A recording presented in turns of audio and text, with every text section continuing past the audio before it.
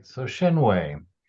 Dancer, choreographer, painter, and filmmaker, Shen Wei moves fluidly between disciplines and cultures to create art that expresses a common spirit animating the world around us. This statement to me is the very heart of religion, of spiritual life.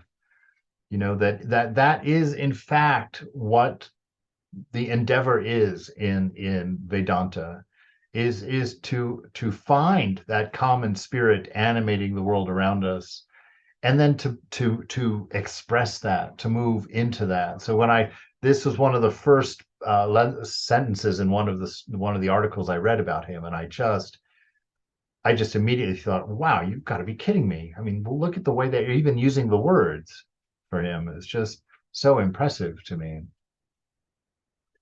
So this is the Beijing Olympics in 2008. He did this amazing piece, and let's see here. Here it is. We can watch it.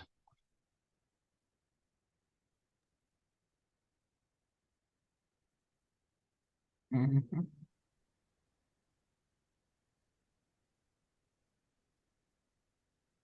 What's coming together here are the very first strokes of what is known as a shan shui painting, mountains and waters painting, one of the oldest Chinese art forms, probably about 1,000 years old, designed to express harmony, the balance between the mountains and the water.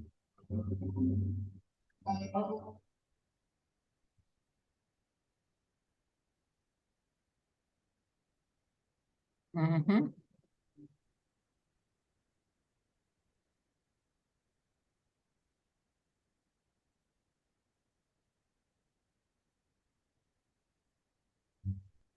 That instrument is a guqin. I hope I pronounced that correctly, Joshua. And that sound, Bob, that the almost mournful noise that comes from those strings is something that reaches right into the heart of any Chinese. That instrument is sometimes called the father of Chinese music, or even sometimes the instrument of the sages. As we watch these dancers here, Just there's so much about this that speaks to me, just about Yeah, spirit. You know, just one. breathtaking. It is everything, the aesthetic, the elements, just all of it there's so much being presented. One, this whole idea of the scroll, you know, which the written word, this information, and the fact that they're adding to it right now. They're writing, drawing on the scroll through their expression, through their dancing. And that falls so in line with that notion of this moment as divine, and that all scripture it defines this moment, that the only reason we have scriptures is because people were able to crystallize it, pull it out, distill it from the moment, you know, from this eternal moment that we're experiencing. And this just ties it together so perfectly to me, because you know the scripture that exists in the moment, text is only one of its forms. You know, Mhm. our life is another one of its forms. You know, the whole way the world, karma is another one of its forms.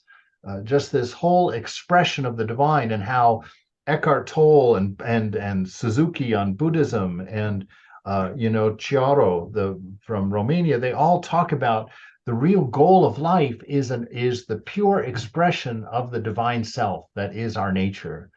That the whole point in this world is to clear out the avenues so that you can express this beautiful nature that is divinely yours, that's always yours. And I see that so perfectly Oh, it's stunning. encapsulated. Yeah, Yeah, I had not seen this, Maharaj. I didn't know this about it.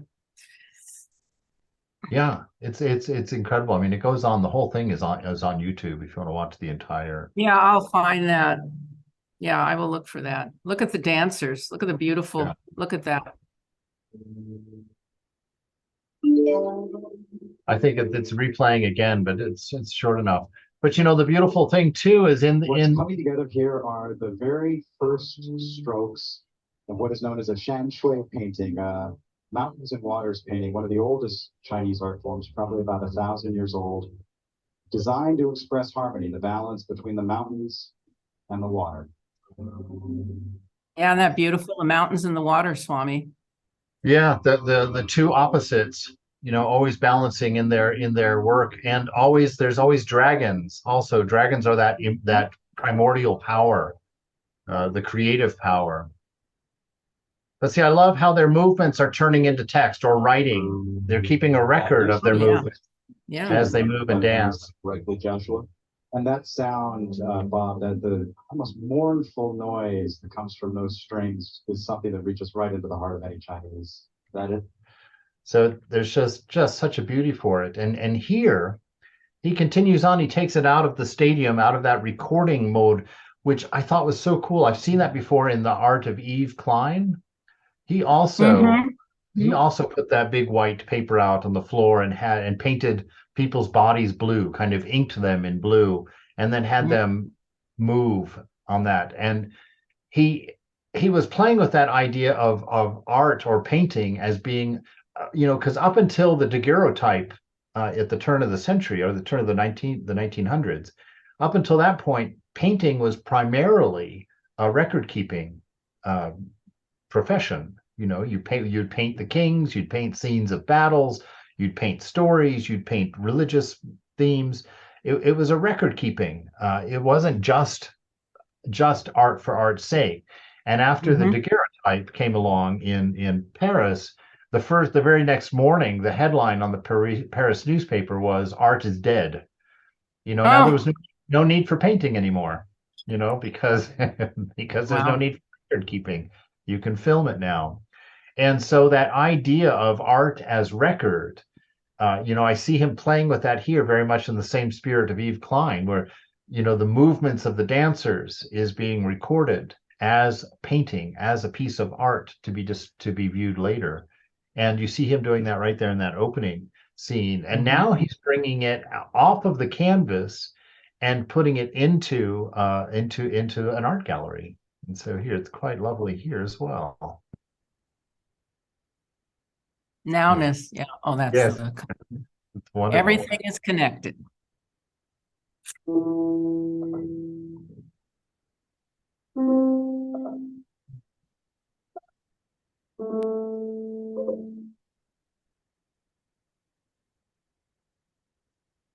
想象一片掉落在小溪里的叶子，它无法控制自己的行动，而是由溪水引导，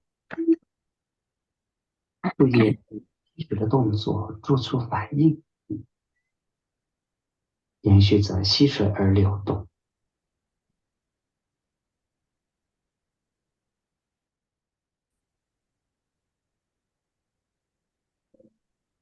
Mm. Mhm.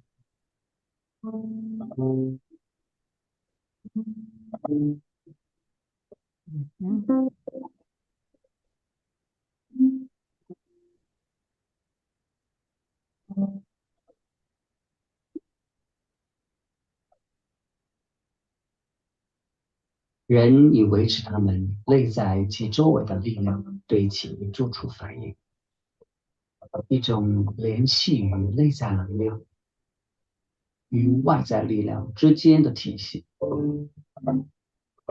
一种哲学思想和生活方式。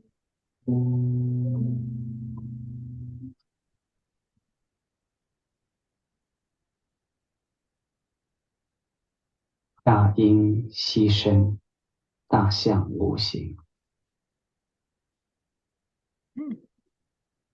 1998年4月，徘徊于自我，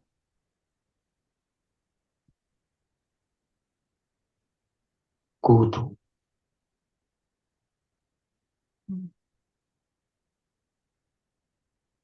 梦境与潜意识之间。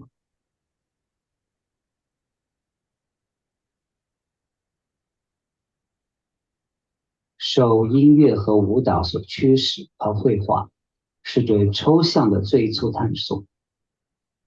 从 Stravinsky 到古琴，从 Tom Waits 到 Bach，从佛教诵经到激情音乐，在画作中舞蹈，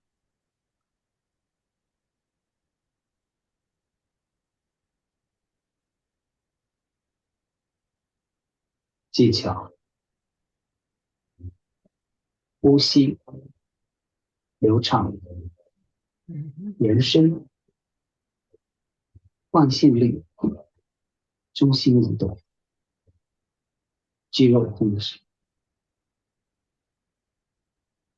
独立分解、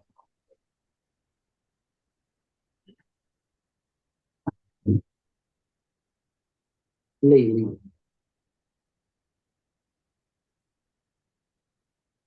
能量主题、地心引力。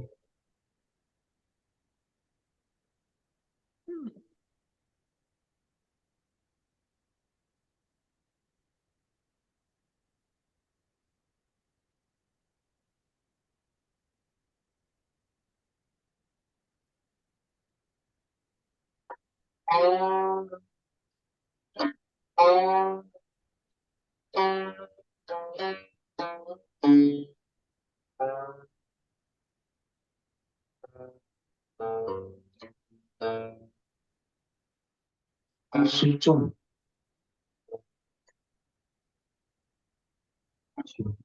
Mhm. 轻盈、自由的、有机的呈现一个充满希望的命题。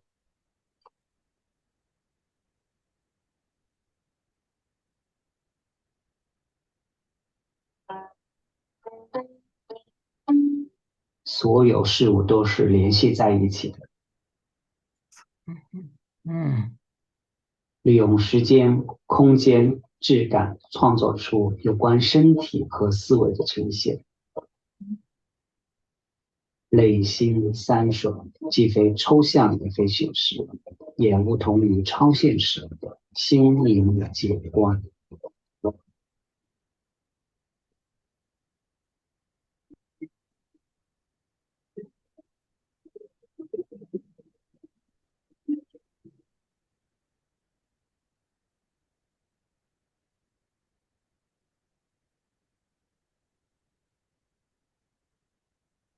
Yeah, just beautiful, Swami. He's a Yeah. beautiful dancer too. Stunning. I had not seen him dance. I've seen the company. Yeah. Yeah, Wow. no, it's even in what he presents there, first of all, just how masterfully he connects those two genres, dancing and the art in the art gallery. Or just first with those people just standing so still, just looking at the art, being affected by the art until you see the effect of the art on them. And as they're dancing there, I love him talking about, he starts off with that idea of a leaf falling into a stream and just be Mhm. carried by the stream, having no control over its destination, but in complete surrender to the flow of the water, giving up its idea of its own future, its idea of its own direction, its idea of itself, and just becoming one with the water as it flows. And I thought just that beautiful metaphor right there is our life, is we've been dropped in the stream and life is carrying us on.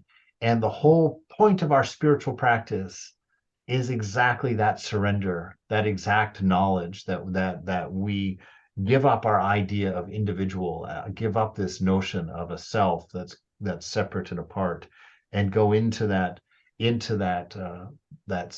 surrender to the stream. And the way he talks about it, even the list he gave, that list of kind of words there, and those are beautiful for describing a spiritual practice. He says first that he sees dancing as being this connection between the internal idea of self, the internal wandering between the ideas of self, and that dance is to marry the outside with the inside, to connect the internal with the external world, to bring about that expression. And the purity of that idea it Oh, just gives stunning. such a, yeah. He The says thing- it all. He's basically stating what Vedanta is and what we feel and believe. Yeah. and It's and how incredible. Mhm. and such a beautiful connection. So he says, so what were some of those words? The breathing, to breathe from within. That's the first teaching of Suzuki in practice, follow your breath.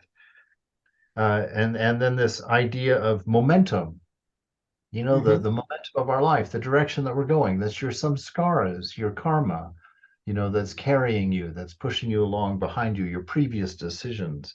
Control, he says control of the body, control of the mind, control of the brush, control of the paint, that this is a fundamental exercise that we have to master in our control of ourself as paintbrush, as dancer, as actor, whatever it is.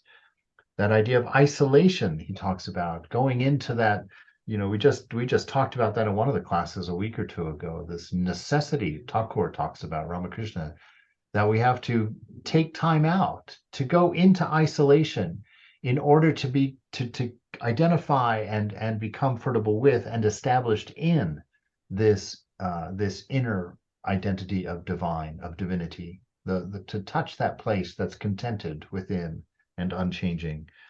Rebound, because successful, rebounding is a big part of spiritual life, being able to get up and go again immediately, not letting the baggage hold you down, not letting the failures get you. He says that energy, that vitality, that life itself, anti-gravity, which to me spoke to that idea of freedom with weightlessness. Also, he talks about that these are all ideals of the dancer. Suspension, lightness, and of course the last one, and appropriately last, freedom. Freedom, that this dance is the expression of freedom. And Vivekananda says our highest ideal, the highest ideal of the Vedantist is freedom. Swami Prabhupada and I had a conversation. Houston Smith came out with a book on drugs and spiritual life. And so I was asking him, what's your thought, Maharaj, on drugs? I said, and I was kind of expecting a very traditional response, just like, oh, no, see. But he was not like that at all. He was very, very positive. And he said to me, he said, yes, it is a way of having some of the experiences of the sages. He says, I believe that the experiences are true. He says, but see, there's a problem. He says, the ideal of the Vedantist is freedom. He says, and so it's important that you touch those spaces yourself, that you witness them yourself. If you are dependent on a drug or anything outside of yourself, you are not free. You are a slave. And so he said, drugs can show you things, but they are not the means of acquiring them, because you will be enslaved to the element. And I thought that was just beautiful in several ways. One was very interesting response. A slave to them. Yep. Yeah, to anything external that's necessary to have what we have. That we do have the potential to experience this within ourselves naturally. Oh, yes. I don't even use the word naturally, but yeah. Organically. Yeah, that it doesn't come from, it doesn't need to come from outside. That you can have these highs and these ecstasies and these experiences without having to be beholden to something else. So in Shenwei here, he says, his theory of dance seeks to align the energies of inside and outside the body, approaching the body and its environment as fundamentally interconnected. So again, that oneness being emphasized again and again, that in spiritual life, we have only one problem. That is that we think we are separate and apart from the whole. That's our only problem. And that's the only thing that needs to be fixed. Once that problem is fixed, the ethics is naturally expressed. Morality is naturally expressed. Unselfishness is naturally expressed. It's like as soon as that one problem, thinking that we're separate and apart, is healed, all of the rest falls in line as it should. Just marvelous.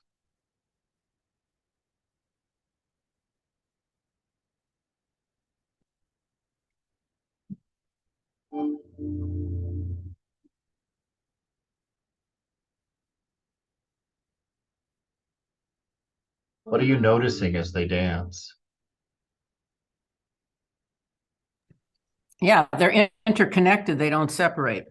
Yeah, constantly See touching. that? Constantly touching. Look at this. Mm-hmm. Mm-hmm. Look at that. And the harmony of their movements because of that, you know, Mm-hmm. Isn't it beautiful? yeah, it's really beautiful. I'm so touched by his work. You know, it's one of the things about Eastern cultures that I really am in awe of, is their dedication to the perfection of their arts. You know, their how you know, I was reading a book on the rules of Japanese painting, and they have to spend, like, basically someone who's trying to be a traditional Japanese painter will not even paint a picture for 20 years. Yep.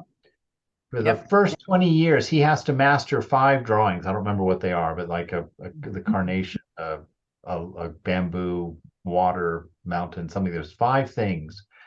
And when they learn to paint them, they are not to paint what they see. That is not the point of painting what they see. That they will spend a year just observing water before they will attempt to paint it. Yep. Because their goal is to paint the essence and not the manifestation, to paint the essence of water, the essence of mountain, the essence of flower. And that kind of dedication, that's exactly what we are in spiritual life. You know, it's that going on the simple things until we understand the essence, you know, as we do these things. Mm. So he says, passion, I spirit. didn't know he was a filmmaker. I didn't know that. He did film. Wow. Yeah. Cool. Go on. Passion, spirit. He says his films synthesize choreography, time, place, and light to craft ethereal worlds. Shen Wei's practice transcends the boundaries between visual and performing arts, seeking spiritual meaning that unites his work across disciplines. He's a Vedantic artist. I mean, there's no other way to say it. He takes all the ideals of Vedanta and wants to express it, and the kinship I feel with that, you know, that's what we are. That's our effort also in this world, is to manifest this nature of ours of love and wisdom, to break down boundaries of difference and to seek out the common one without a second. You know, just wonderful. And you look here, one of his frames from the picture, it's like just the interesting nature of it. You know, white, of course, white in is within Vedanta, it's that idea of sattva. It's a sattvic color, so it's representative of balance for us, of kind of stillness because of balance. And so you have that dancer there standing right smack in the middle of the columns in white, not moving. And then you have red, one of the gunas, rajas, movement, action, restlessness, and that she's in motion and she's perpendicular to the balance, you know, but not separate from it. You get a double exposure there, the two being, again, interconnected, you know, but she's clearly in motion and on the move, and sattva is still and unmoving. And so you've got the 3 portals, and I only imagine the black background being the tamas. Mm-hmm. The black is that inertia, and so we move against a background of inertia, you know, we find our balance against the background of inertia there. So very interesting, and his playing with time there by having it be a double exposure, even harmonizing one moment to the next, you know, taking 2 stills from 2 different times and making them a singularity. So many aspects of the expression in his work. I just love that. Really cool. Yeah, it's beautiful. Okay.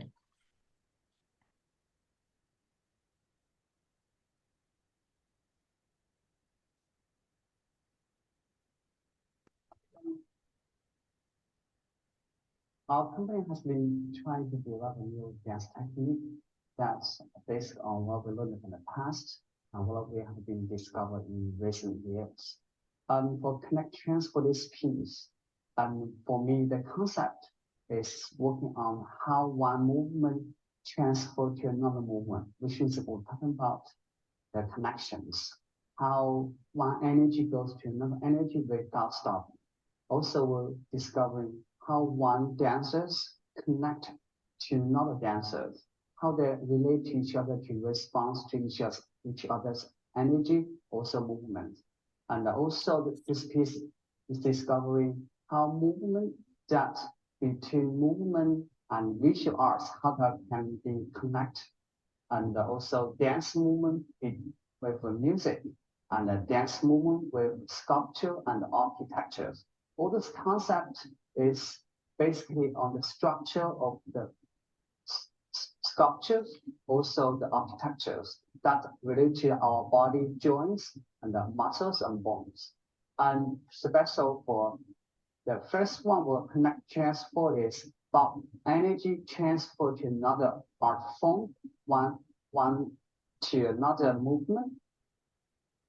So those are his own words there about what he's trying to do. That he's the name of that performance was Connect Transfer. I don't know if you could understand or hear everything he was saying. Wow. Mm-hmm. Connect Transfer, and he was interested in looking at how energy smoothly transforms from one movement to a different movement without any interruption. It's a flow of change, and he expresses that, and as he talks about it, he grows it to incorporate the idea of this interaction, how dance becomes painting, how dance becomes sculpture, how sculpture becomes architecture, and how all of these things have an integrating connection or thing that holds them all together as one. And so he wants to experiment or explore that idea of connection. He says, as a painter, Shen Wei uses the monumental scale of the canvas to create immersive visual environments that evoke ancient Chinese landscape paintings while enlisting the drips and gestures of the 20th century abstraction. The size of the paintings invites the viewer on a journey along the canvas, integrating movement into the experience of static work. So here we go. These next few slides are images, and please, just share how they affect you or what you see in them. Oh, wow. Mm-hmm. Yeah. So you see the traditional aspects of it. It's clearly a landscape in the Chinese style, although it's not. Yes, it's not. It's not, but that's what you see immediately is that style. And of course, the suspension and separateness, and yet he likes that ethereal spiritual element. So I think the white on white clouds there, Yep. I agree. the subtleties bring those things together, and they embrace both forms that you see there. And the drips. Yeah, the dripping's interesting. What do you think about that? The connection to the earth, or who knows? I think that it's part of the flowing in the stream. You're not in control. Oh, yeah. Mm-hmm. In Japanese art anyway, I know that that's a very prized element, is when you have an accident that adds to the painting. That there's an imperfection that somehow adds to it. And so I think it's kind of leaving an expression of chance, leaving an expression of the flow there. It's really beautiful. And there's movement in it, Swami. There's movement, which is really, it's not static at all. That's what's so interesting. It is. It's beautiful. That's yeah. Wow. And you can sort of see, I didn't, it's not something you really see without having read something, but I read that the elements in Chinese, this form of Chinese painting that he's talking about, that there's always water, there's always the mountain because they balance the harmony, and then there's always a dragon.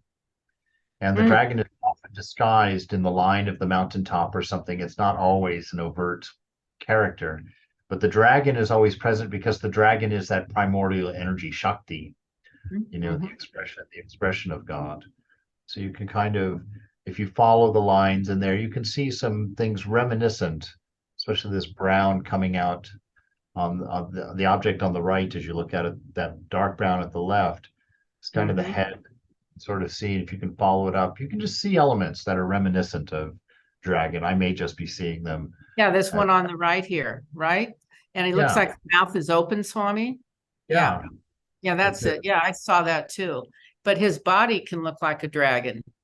The whole rest of it could be the body, could not. Yeah, it could. Yeah, exactly. The twisting and turning of it, and you see the sprawling claws here and there or whatnot. But yeah, and it's in movement. So, but the elements are there. But it's at the same time, I mean, you look at that, there is something so ephemerally beautiful about it. Yeah. The harmony of it, just be wonderful to have to have that in your room. Wonder what his paintings cost. Yeah. He lives in New York now, I think. Yeah. He's someone I would love. I would be completely unworthy of meeting, but would love to meet somebody with that mind and that talent and that control and that dedication. It would be a real honor to be in that kind of presence. In all these different modalities, look at this. That's what's so absolutely incredible about him. He has a dance company too, he's a dancer. Can do all of this. Wow, this must be his studio. Wow, that's gorgeous. Yeah, just all of that. This one is just absolutely abstract expressionism going on here. I love it. And me too. Which is the light, the way he plays with light and darks. He's very interested, as he says, in harmony. And so you see he always takes opposing elements and brings them into some sort of harmony together, some sort of relationship. And I think that's what he's talking about, that flow, that connection, that interface between energy as it changes form.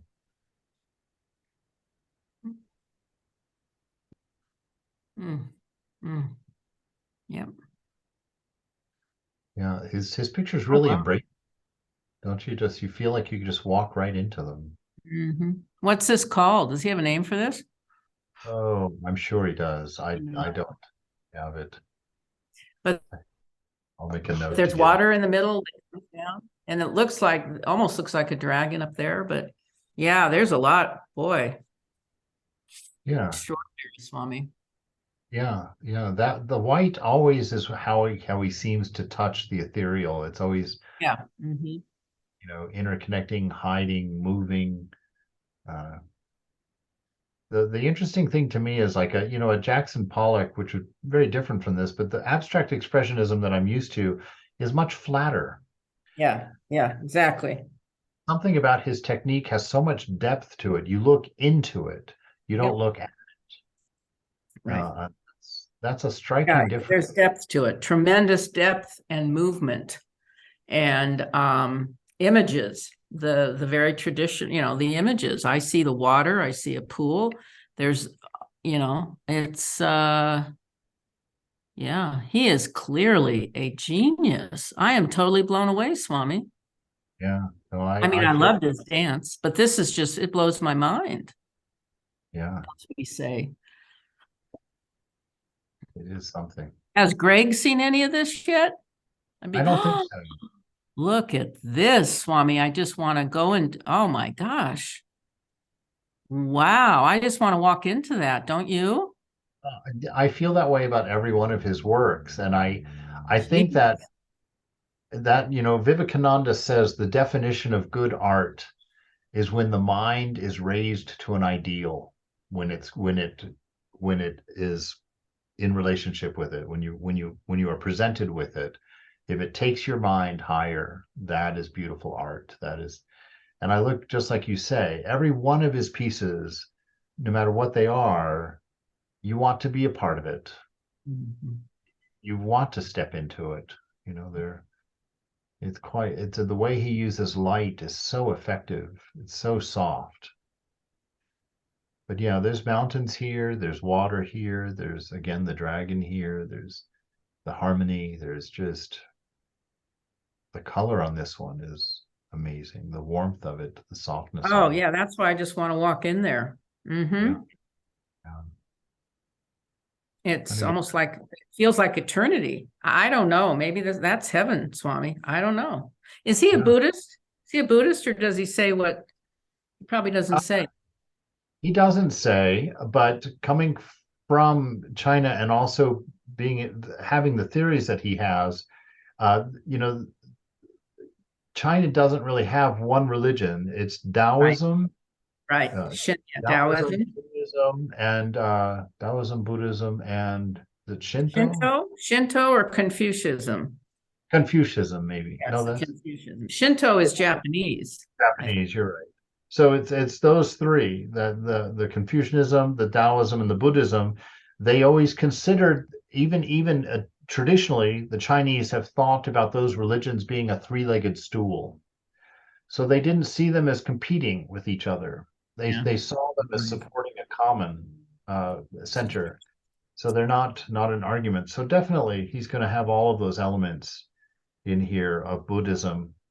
Because really, studying Taoism, you know, on the surface anyway, because that's all I really know about it. But reading the Tao, very much you're encountering the same idea of oneness, you know, with multiplicity of expressions. Mm-hmm. Mm. Mm-hmm. Oh, see, there's water in both of those. I see a lot of water, don't you? Well, actually, I saw mountains. I saw a mountain Yeah. path. Right. Oh, a path. So you're seeing a path, yeah. Yeah, so I saw a mountain path kind of, you know, looking at the ridge trail, as it were. Mm-hmm. Yep. Mm-hmm. But certainly the flow of water is there. Yeah, I see some water, yeah, but I see both. Yeah. Yeah. And I think that's perfectly his intention also. I think it takes you from where you are to someplace. Amazing. Mm. Sorry, I don't mean, oh my God, yeah. That's beautiful. Isn't it? Really beautiful.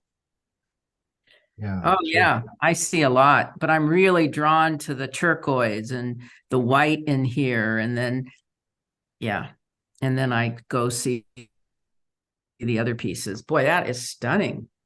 Yeah. And what I think is a tree in the background with a path going around it, Mm-hmm. flower, as it were, and the look at the technique in that color green that's between the two blues.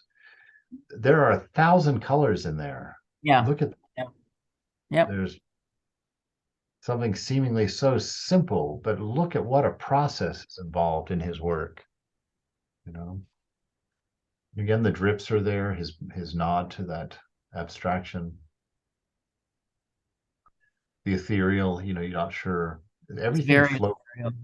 Everything floats that he does. Yeah, there's a lot of floating in this, but then you don't, to the right. Hmm.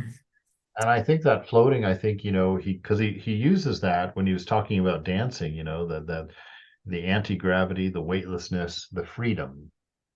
You know, there's a freedom that envelops his art. It doesn't jump out at you as freedom, but you know, the forms his central forms are usually floating, which is that freedom, you know, that lightness of being really something. Oh, yeah, beautiful. Mm-hmm. These are not flat at all. It is, there's so much richness and a lot of, I think, but he also just wants you, it's important not to analyze too much. It's just to experience this, Swami. Just experience what. No, I agree. That's what I like. Yeah, and it's you know, he said about his dancing that he likes all the pieces to come together to give a spirit of hope. You know, all these things come together, and I really feel that in his work. I feel that inspiration, that freedom is palpable, that harmony is palpable, the beauty is palpable. You know, it's and like I say, they're something you enter into. They don't oppose you at all as you sit and look at them. You know, many paintings oppose you. They're flat, they're there, and they present to you. His work somehow does not do that. Somehow his work, you go into them to see them. You know, you almost walk through them to understand them. And when you walk away, you get that ethereal sense of harmony that he taught, that he's shooting for. And the But background behind the white and the blue, there's a lot of dimensions in the background. There's the green in the right one, but then there's some yellow, and there's not layer upon layer, but dimension upon dimension, I think. yeah.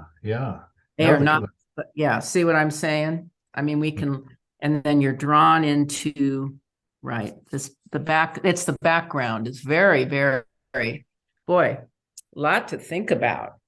Yeah, when you look at them, the complexity comes out. You know, it's like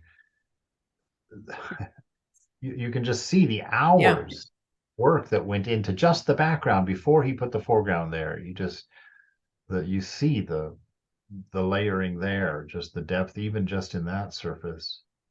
And both these paintings have, you know, that what I see as a bird, almost a dove, you Up know, and up the top left-hand side. Yes, I do too.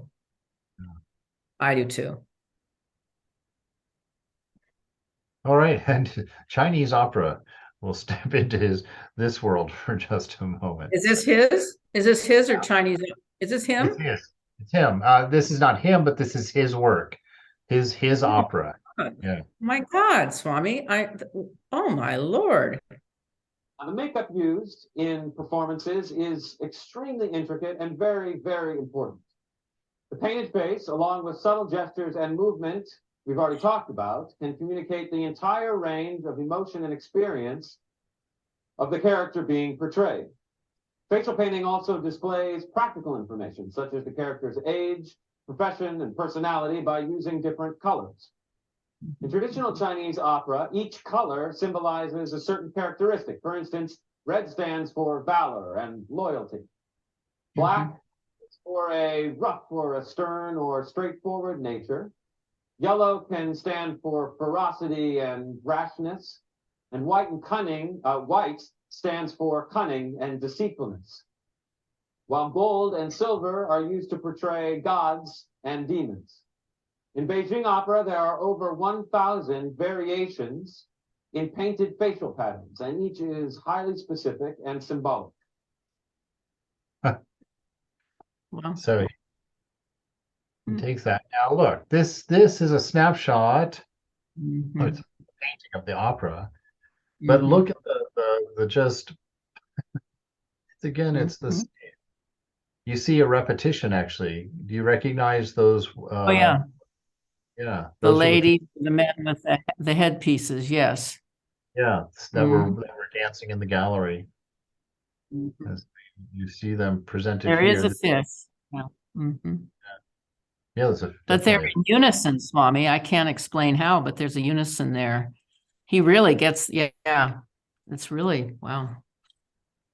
Yeah, and again that flow is there, drawing you into the picture because nobody is facing you. You know, they're all looking at what you're looking at, and then the deeper into the painting you go, the more involved they are with each other.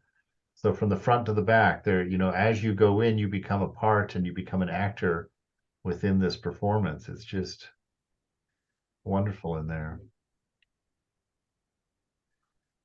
Oh my gosh. So you can see he's mixing his elements again. You know, he can't separate them. He's not interested in separating them. You've got the dance going on in the background, the opera going on in the foreground. You know, look at the costume. Beautiful costume, Swami. Yeah. And to have a catalog of 1,000 face paintings that you have to know in order to appreciate the art. I mean, just just to be a Chinese opera goer, the amount of education you need to understand what's going on, and the color coding. Mhm. Color coding. I have another artist, a Jewish artist, that does a lot of color coding that we're going to talk about at some point. Mhm. Oh my God, that's wild. Look at that. Gee.